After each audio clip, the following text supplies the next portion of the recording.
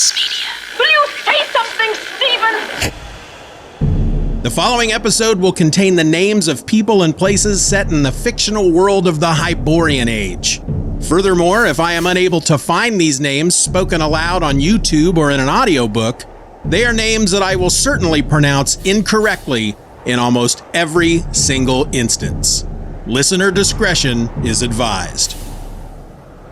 Between the years when the oceans drank Atlantis and the rise of the sons of Arius, there was an age undreamed of, when shining kingdoms lay spread across the world. Hither came Conan, the Cimmerian, sword in hand. It is I, his chronicler, who knows well his saga. Now let me tell you of the days of high adventure.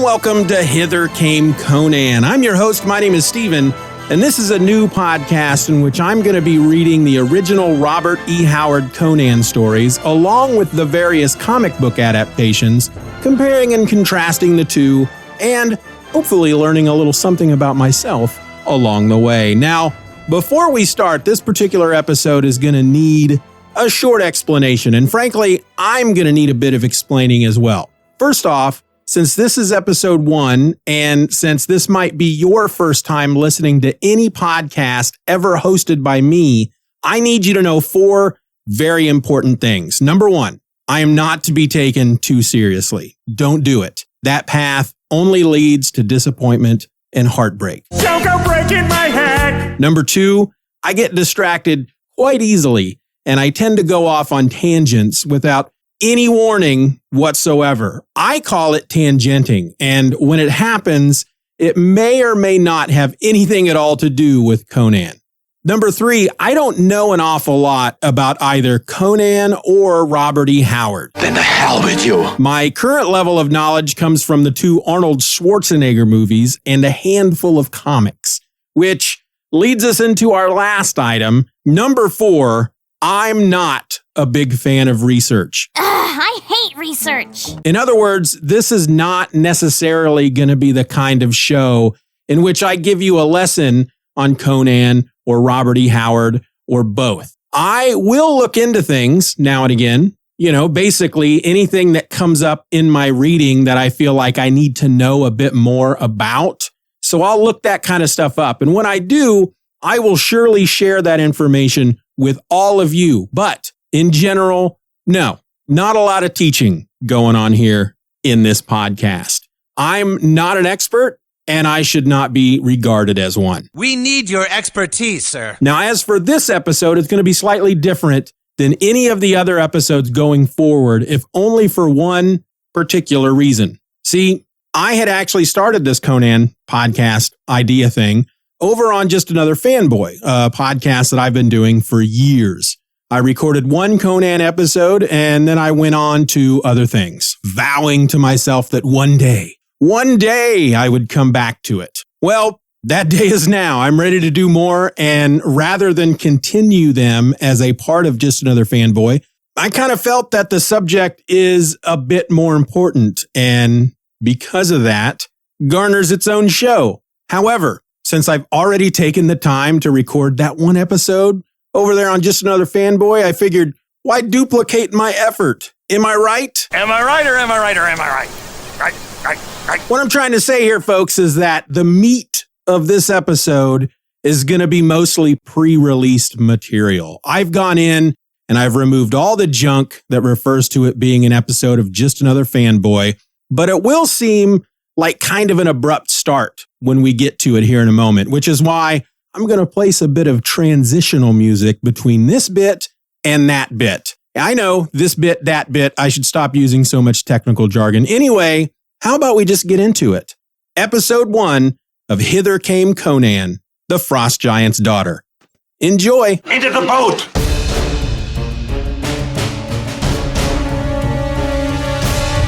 I'm not here to talk about the movies. I'm actually here to talk about the books and the comics. See, this was a character created by Robert E. Howard back in the 30s. His first appearance was in the short story The Phoenix on the Sword from 1932.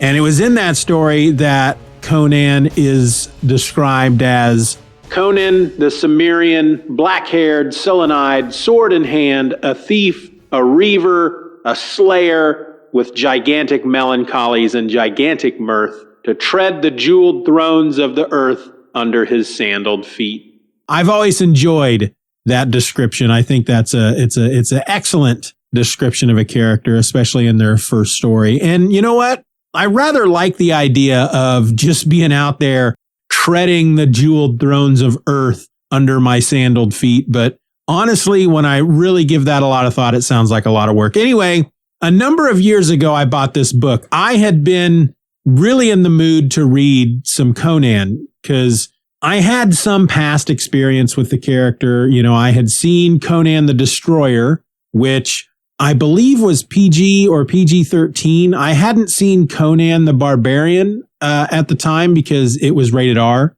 And so when Conan the Destroyer came out, I think on HBO, because we certainly didn't go see it in the theaters, I would watch it all the time. I was huge into the whole sword and sorcery thing as a kid, still am.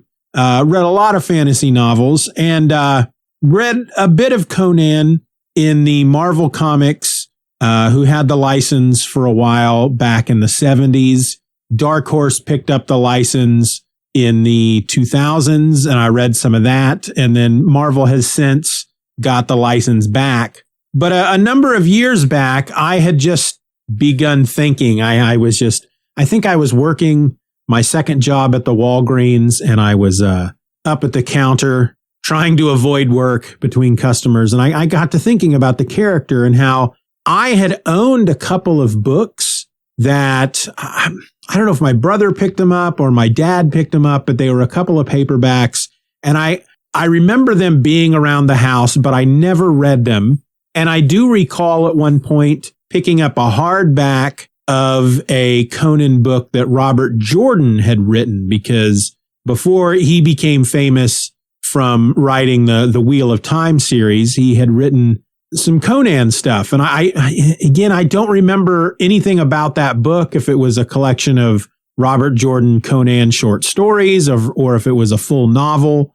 I'll have to check into that. But I got to really thinking about how much I would probably enjoy reading Conan in the form of prose. And I thought, well, if I'm going to do that, I would probably really enjoy reading the Robert Jordan stuff, but I should probably start with the original Robert E. Howard stories. And so I had picked up my phone and I started to look around on Amazon to see what they had for the Kindle. And I had found a collection that was, even on the Kindle, was like $35-45 or something. And I just found that to be rather insane. And so I just kind of walked away from the whole affair and became really sad. And then a day or two later, I get this alert from Amazon saying, hey, here's something that you might be interested in because you were looking at Conan stuff. And it was a different collection of short stories, the original 21 short stories.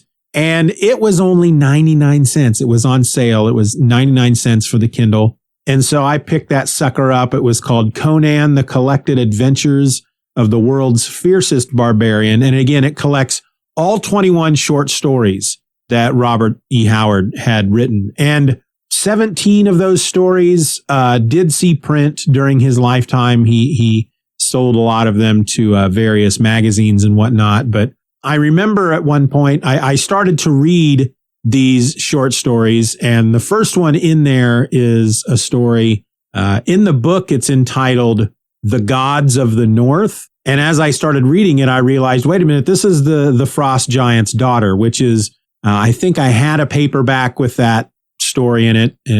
The cover seems familiar to me, but it was a story I remember reading in the Dark Horse run. And so I read it in the book and I kept going. I went through a number of the short stories before I realized at one point, because I started doing some research online and found out that the way the stories are collected in this book they're collected chronologically in Conan's history. If Conan was a real person, the Frost Giant's daughter, or in this case, the title in the collection was The Gods of the North, would have been Conan's first adventure. And then eventually, I think The Phoenix on the Sword is the last story, or one of the last stories in the book. And it's set at a time when Conan has become a king. And I was just freaking flabbergasted and blown away to find out that The Phoenix on the Sword was actually the first of the Conan stories that were published. And I found that kind of amazing because I knew that Conan eventually had become a king. They make mention of it in the movies. They had a book, Marvel Comics had a book called Conan the King, but I had always assumed, because the Marvel Comics started when he was, young, late teens probably, and eventually he gets to the point that he's a king, that's how the stories went. But no, he had I don't know the order in which he wrote them, because doing some more research, I found out that he had actually had both the Phoenix on the Sword and the Frost Giant's daughter, along with a third story, The God in the Bowl, and that he had submitted all three of those to a magazine called Weird Tales. The Phoenix on the Sword was the only one that was accepted. The other two were rejected and returned to Mr. Howard. And so the Phoenix on the Sword became the first Conan story published. And so he had, I don't know, I find it interesting that he had this, at least a range of stories set throughout Conan's career. He had the Frost Giant's daughter, which is considered the Conan's earliest adventure, and then the Phoenix on the Sword, which is considered Conan's like one of his final adventures. But what I want to do here, though, with these series of episodes that I'm taking a really long time to explain.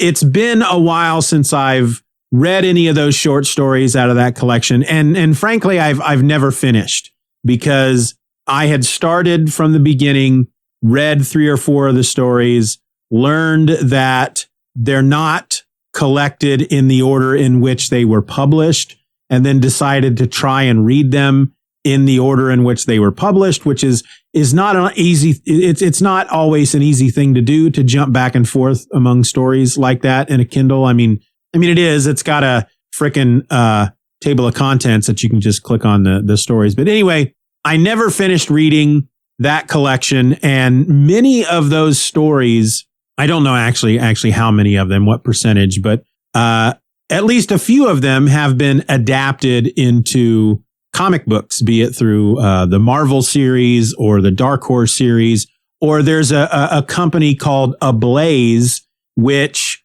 around the same time that Marvel got the Conan license, Ablaze is able to do, I guess the Conan stories are, maybe they are in the public domain at this point, but the name Conan isn't. And so Ablaze does a series of comics, miniseries comics under the title The Cimmerian, which is apparently how they can get away with doing Conan stories.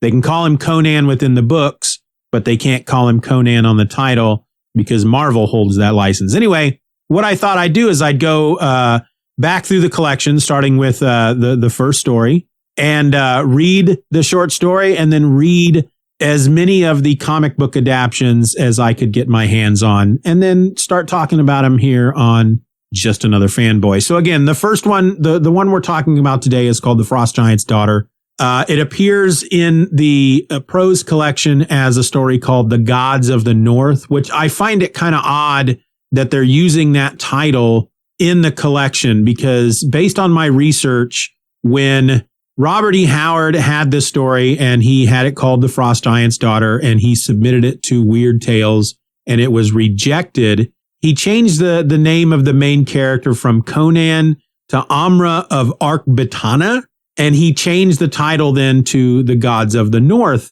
and resubmitted it to a magazine called The Fantasy Fan, and it appeared there in March of 1934. It then eventually got reprinted as a Conan story for Gnomes Press in 1953 for something called The Coming of Conan.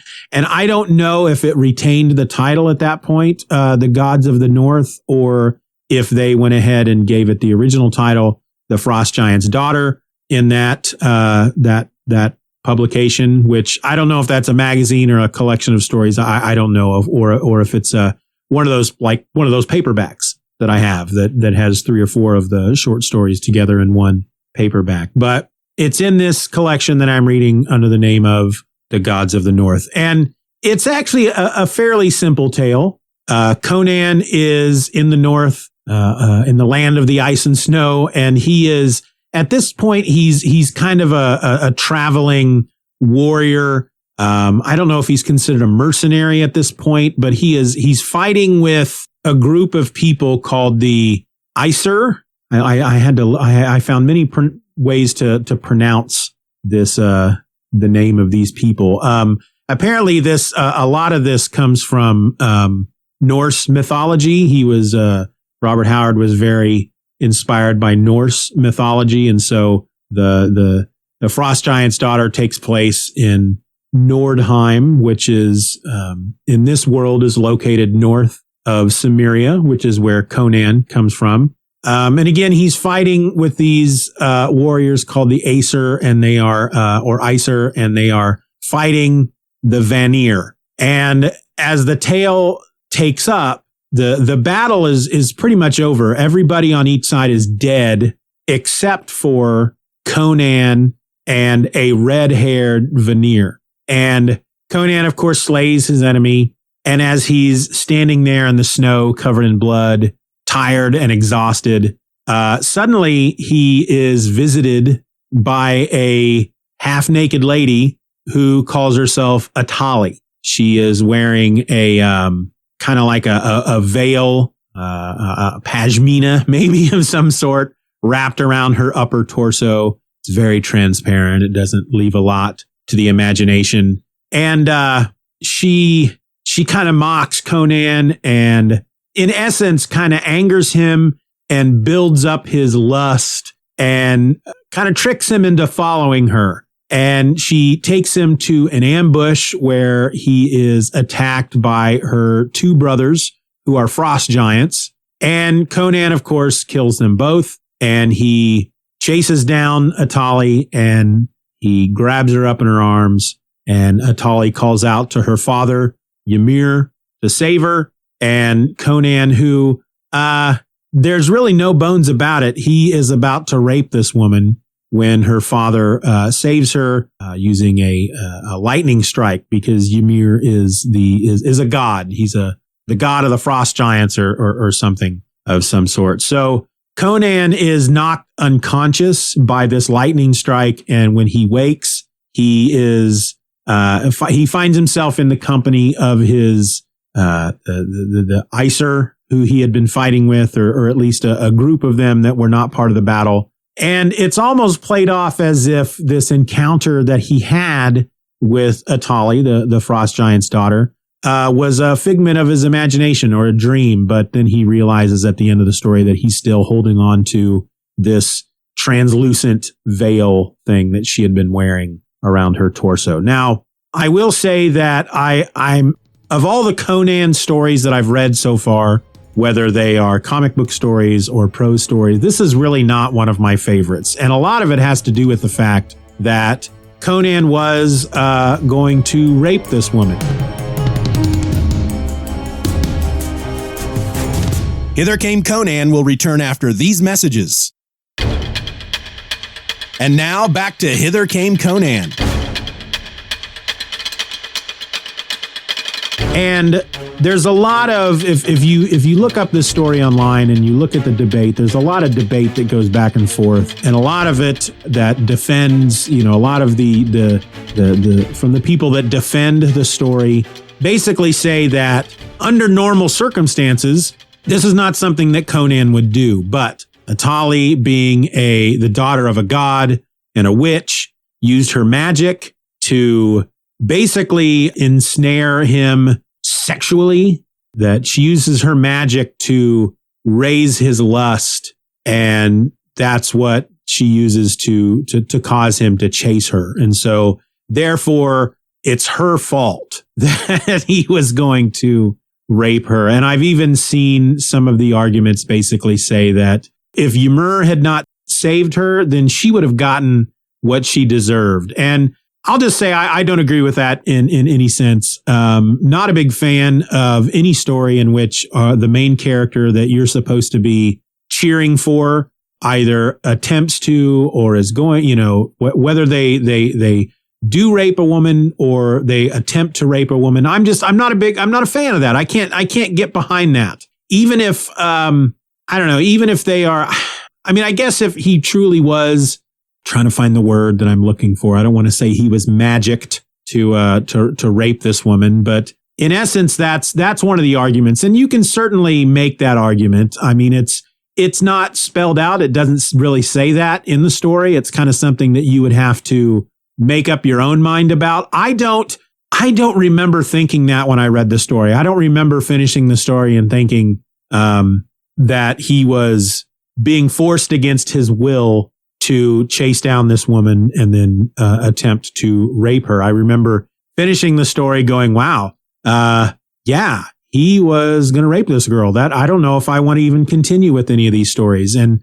eventually I did, but not a big fan of this particular story because of that. And for those folks out there who do try to defend it, I can't get behind that defense. I just can't, because again, when I read it, I don't know, maybe my memory has been clouded by the act of attempted rape and I missed that aspect of it. But I honestly don't remember anywhere in the story in which it's made clear that he's doing this against his will, that magic is being used against him. Now, beyond the prose version of this story story has been adapted into a number of comics. Originally, for Marvel Comics, when they originally got the Conan license, they printed this story in Savage Tales issue number 1, January of 1971. It was an 11-page story, black and white, by writer Roy Thomas and artist Barry Windsor Smith. This was, of course, I believe it was one of the magazines that Marvel published at the time. And because it was a magazine, they didn't have to follow the rules of the Comics Code Authority. So while it's not graphic, there is a slight bit of nudity in it from what I remember. Boobs? It was reprinted in Conan the Barbarian issue number 16 from April of 1972 in color. It has an extra page, so it's 12 pages. This is again through Marvel Comics. And it was because I having looked through these and rereading them, there is at least one panel in which in the original Atali, and I don't remember if that's the name she's given in the comic, and looking it up here, I just looked it up and it is Atali. That's the name she's given in the comic. But there's at least one panel that in the original, she's standing there with that thin, transparent gossamer veil in front of her chest area. Seriously, boobs? And you can see through it in the Savage Tales version, but you cannot see through it in the Conan the Barbarian version. How great are boobs? They're pretty great. Because it wasn't a magazine, it was a comic book at that point, and so it fell under the Comics Code Authority guidelines. They reprinted it a third time for Savage Sword of Conan number 1 from June of 1974. This was another black and white magazine. So again, 12 pages, Roy Thomas and Barry Windsor Smith. Then in 2004, when Dark Horse picked up the license, in issue number 2 of their comic that they just titled Conan, from March of 2004, they did a 22-page adaptation of The Frost Giant's Daughter. It was written by Kurt Busiek, art by Carrie Nord, letters by Richard Starkings, and the colorist was David Stewart. They added a bit to the story because, again, this was issue number 2 of the series, and they were trying to do kind of not separate stories per issue. They kind of were trying a 5 to 6 issue storyline, as they were known to do at that point. They started to I I don't want to use the term right for the trade, but that's what a lot of stories had started doing. And so they just kind of wove the Frost Giant's daughter into the main story that they were telling there over those 5 or 6 issues. And so the events of the Frost Giant's daughter appeared in issue number 2 of that book. And then the only other comic book adaptation that I'm aware of is from Ablaze Comics, which I talked about earlier. They did a 3-issue mini called The Cimmerian, The Frost Giant's Daughter. It ran from December of 2020 to February of 2021. Each issue was 32 pages. It was written by Robin Recht and also art by Robin Recht. They also have Robert E. Howard listed as the writer. I believe that they actually were reprinting the short story in installments in the back matter of each 3 of these issues. And this is an extended adaptation. I mean, they took what, in essence, Marvel Comics did a 11-page adaptation of this story, and that was really all you needed because, again, there's not a lot to this tale. It's literally just Conan fights a dude in the ice and snow. He wins. This half-naked girl appears, and she's like, "Oh, hey, big muscly warrior guy, follow me." He chases her. He is ambushed by 2 frost giants. He kills them both. He snatches her up, and then she's saved by her father. And he wakes up to learn that it might have been a dream and that it actually wasn't. This, however, they add a lot to it. The whole first issue is the battle between the Icer and the Vanir. And Atali is watching the battle. She's very into it. One of the things that I did kind of leave out is that it seems that she likes to choose the mightiest warrior, then present that warrior's heart to her father as a gift, basically. It's the gift that keeps on giving the whole year. And so she's watching the battle and she's really into it. She's waiting for to pick out the mightiest warrior. And then at the end of the issue, of course, we're learned that that mighty warrior is Conan. And so there's a lot in the second issue where he actually travels with her for a little bit, spends the night, and it's like the next day that she starts mocking him and taunting him, and he starts chasing her, and her 2 brothers that he ends up fighting end up not being frost giants in this, but they're 2 giant polar bears. And then everything kind of happens the way it does in the story. I mean, all that is there, but there's just a lot more added to it. And this particular version of Conan, these Cimmerian books, are uncensored, as they say. They're for mature readers. And so there's nudity in this story. So these boobs. Paint me a word picture. All right, Ted. And there's even almost a drawn out scene where, and it might be, if I'm trying to remember now, because it's been a couple of days since I read it, and reading all these back-to-backs, they kind of flow into each other a bit. But I believe it is when, here, I'll tell you what, let me just look it up real quick. Y'all talk amongst yourselves. I mean, really, it's not going to, there's not a lot you're going to have to do to occupy yourself as I'm looking this up, because any dead time, any dead air, I'm just going to edit out anyway. But there's a whole segment in the second issue, because the whole part of the storyline where she is trying to entice him takes place over most of the second issue.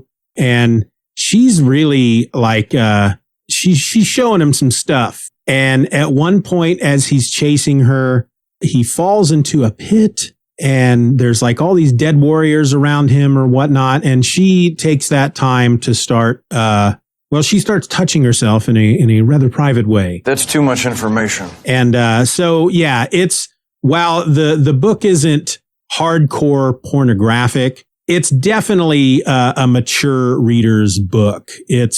I think one of the issues I saw online has it listed as ages 16 and up, which is, it's issue number 3. The other 2 just say mature, and issue 3 says mature, and then in parentheses 16 and up. So I don't know if that means that they consider the first 2 issues more mature than the third issue, and that the third issue is only kind of mature. If you're 16, you're fine. But or if all three are considered 16 and up. But I think it would be silly to have the first two issues be rated more mature than the third issue. That would be kind of like having a trilogy of movies, and each one are rated differently. But, it is what it is. Not really sure why I'm really going into so much detail in regard to the ratings on that particular book. But looking back over the various adaptations of The Frost Giant's Daughter, I don't know, if I had to choose one that was my favorite, it would be this newest one, the Cimmerian 3-issue miniseries, if only because it expands more upon the story. It takes this idea that Robert E. Howard had created and made it into something they just fleshed it out a bit more. Now, having read the issues, however, I don't know that I would have enjoyed purchasing these issues, as single issues and reading the story each month, because even with them, fleshing out the story, there's still not a whole lot to it. And so when you read each issue by itself and then you have to wait a month for the next issue, it doesn't feel like there's a lot there until you put it all together and read all three issues at the same time. The art was gorgeous. Now, the art's really good on all three adaptations, whether it's Barry Windsor Smith over there on the Marvel version, Carrie Nord on the Dark Horse version, or Robin Recht here on the Cimmerian. The art is gorgeous on all three. And I don't know. I mean, I would probably choose the Cimmerian as my favorite of the three adaptations. But all in all, the story itself, I'm not a big fan of. I've said that already. It's not one of my favorite Conan stories. It's probably, having not read all 21 of them yet, at this point, it's probably my least favorite of all the Conan stories, which is kind of a shame because most collections of Robert E. Howard's Conan stories start out with The Frost Giant's Daughter, because they tend to, when they put these collections together, they tend to list the stories in chronological terms in regard to Conan's fictional life. So even though The Phoenix on the Sword, which is set at the end, when Conan is a king, was the first one that got published, The Frost Giant's Daughter is the first one that they print in these collections because it's set early in Conan's history, the first, what would be the first story in Conan's fictional life, basically. So, yeah.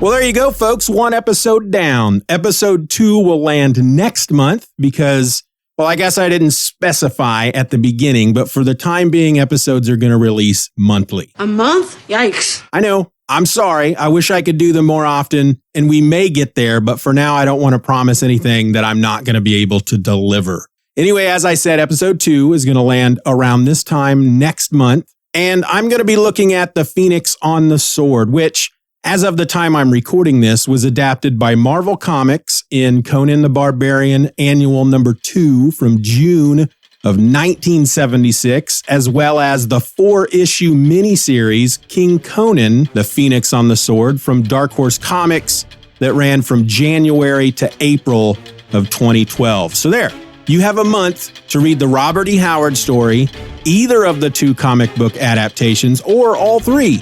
Until then, folks, my name is Steeven, and this has been Hither Came Conan. Bye.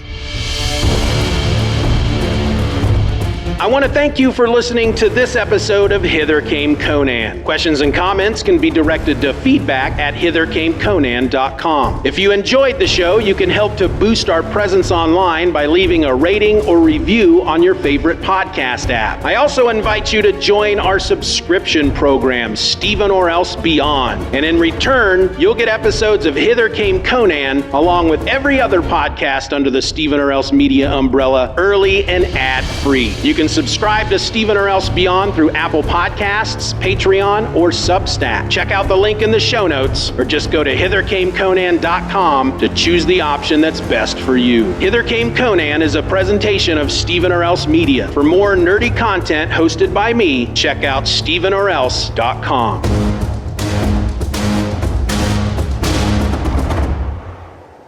Many wars and feuds did Conan fight. Honor and fear were heaped upon his name. In time, he became a king by his own hand. This story shall also be told. Number 3, I don't know an awful lot about either Conan or... Number 3, I don't know an awful lot about either Conan... Blah, blah, blah. Number 3, I don't... Episode 1 of Hither Named Conan. Episode 1 of Hither Came Conan. I just don't think I can move through life knowing that a guy named Steven did this to me. How could you let this happen, Steven? Your podcast sucks. Enough talk.